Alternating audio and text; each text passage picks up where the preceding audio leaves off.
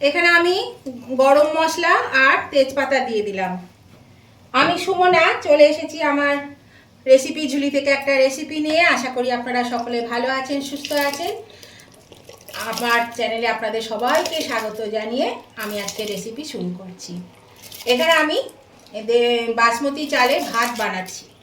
আমি আজকে প্লেন ভাত বানাবো না, আজকে আমি একটা অন্যরকমভাবে ভাত বানাবো। আপনারাও সবাই বানিয়ে থাকেন, তো চলুন সেটাই দেখে নেওয়া যাক।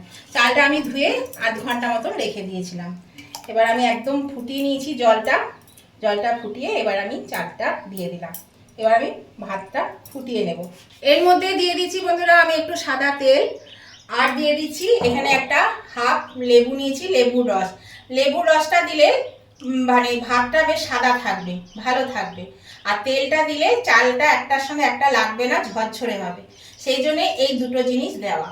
এই দুটো জিনিস এই কারণেই কিন্তু আপনারাও দিয়ে থাকেন, সবাই আমরা দিয়ে থাকি।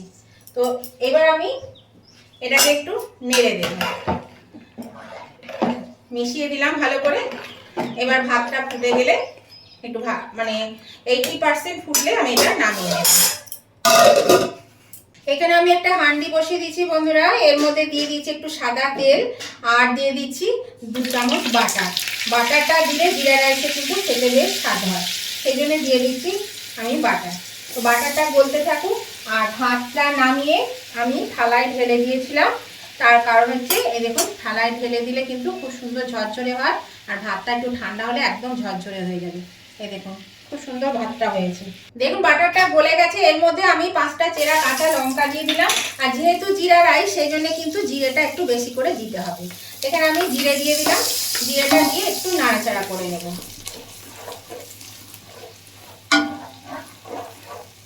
এবার আমি এর মধ্যে দিয়ে দিচ্ছি এই যে ভাত, এই ভাতগুলো আমি দিয়ে দিচ্ছি।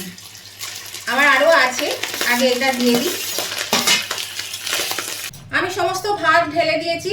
এর মধ্যে নিয়েছি পরিমাণ মতো নুন আর পরিমাণ মতো চিনি। এটা আমি একটু দিয়ে দিচ্ছি এর মধ্যে।